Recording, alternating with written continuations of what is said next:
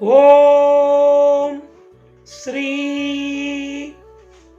సర్వసిద్ధి విఘ్నేశ్వర పరబ్రహ్మణే నమో నమః. ఓం శ్రీ లక్ష్మీ వెంకటేశాయ నమో నమః. ఓం శ్రీ ఆదిత్యాది నవగ్రహ దేవతాభ్యో నమో నమః. ఓం శ్రీ మాతాపితృభ్యో నమో నమః. అందరికీ శ్రీ లలిత వాస్తు జ్యోతిష్యాలయం ధర్మవరం మరియు బెంగళూరు వారిచే హార్దిక స్వాగతం పలుకుతూ ఈ పరాభవనామ సంవత్సరంలో తులారాశి ఫలితాలు ఏ విధంగా ఉంటాయో ఇప్పుడు నేను వివరించబోతున్నాను. ముఖ్యంగా తులారాశి కిందికి ఏ నక్షత్రాల వారు ఏ పాదాల వారు వస్తారంటే చిత్రా నక్షత్రంలో 3వ మరియు 4వ పాదాల వారు, అదేవిధంగా స్వాతి నక్షత్రంలోని 1, 2, 3, 4 పాదాల వారు, అదేవిధంగా విశాఖ నక్షత్రంలోని 1, 2 మరియు 3వ పాదాల వారు ఈ యొక్క తులారాశికి వస్తారన్నమాట. ఇక ఈ యొక్క తులారాశికి ఈ పరాభవనవ సంవత్సరంలో ఆదాయం 5గా, వ్యయం 14గా ఉండబోతుంది. రాజపూజ్యము 6గా, అవమానం 3గా ఉండబోతోంది. ఈ సంవత్సరము ఈ రాశిలో కుజుడు అష్టమంలో, గురుడు శుభంగా, శని శుభంగా, రాహు అర్ధాష్టమంలో, కేతువు శుభంగా ఉండడం వల్ల ఈ సంవత్సరంలో ఈ తులారాశి వారికి మహామంచి యోగకాలంగా చెప్పవచ్చు అన్నమాట. వీరికి గురుబలం విశేషంగా ఉంటుంది, దైవబలం అధికంగా ఉంటుంది, ఆత్మవిశ్వాసం పెంపొందించుకోగలుగుతారు, ధనము సంపాదించుకోగలుగుతారు, కుటుంబాన్ని వృద్ధి చేసుకోగలుగుతారు, సంపత్తులు సమృద్ధిగా ఆర్జించగలుగుతారు, శత్రువులపైన జయాన్ని పొందగలుగుతారు, వ్యవహారాలలో కూడా చక్కగా జయం సాధించగలుగుతారు. ఏవైతే పనులు కాకుండా నిలబడిపోయాయో అవన్నీ కూడా మీరు ఈ సంవత్సరంలో దిగ్విజయంగా పూర్తి చేసుకోగలుగుతారు.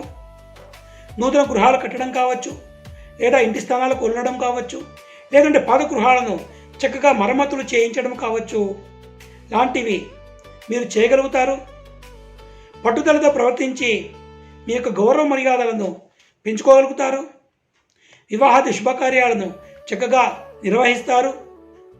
నిజాయితీతో సత్ప్రవర్తనతో మీరు ముందుకు పోగలుగుతారు.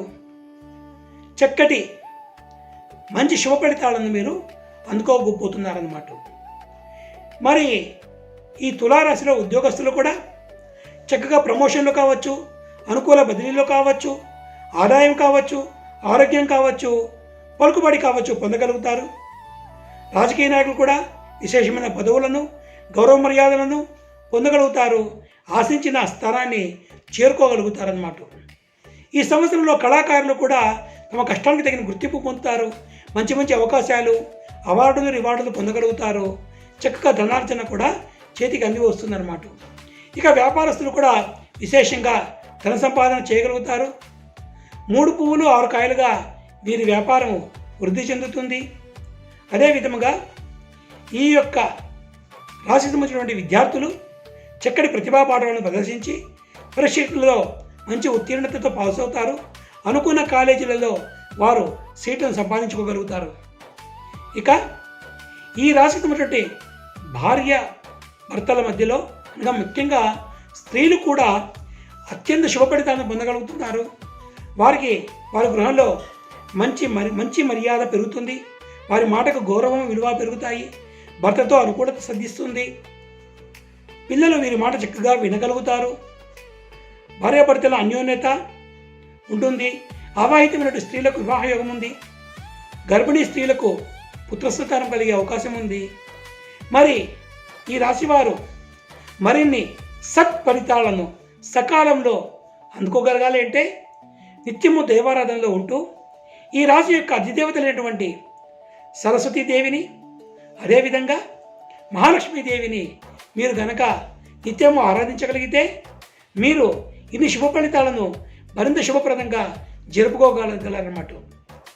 ముఖ్యంగా ఈ రాశి వారు ఉదయాన్నే స్నానం చేసుకున్న తర్వాత దీపారాధన చేసి ఆ భగవంతుడి సన్నిధిలో కూర్చొని ఈ క్రింది గాయత్రి మంత్రాలను కనుక పఠించగలిగితే సత్ఫలితాలను సత్వరమే పొందగలుగుతారన్నమాట. ఓం వాగ్దేవై చ విద్మహే బ్రహ్మపత్నై చ ధీమహి తన్నో వాణి ప్రచోదయాత్. ఈ మంత్రాన్ని ఓం వాగ్దేవ్యై చ విద్మహే బ్రహ్మపత్నై చ ధీమహి తన్నో వాణి ప్రచోదయాతు ఈ విధంగా చెప్పుకుంటూ 108 సార్లు పఠించుకొని ఆ వాగ్దేవత సరస్వతీదేవిని ప్రార్థించేసుకోండి.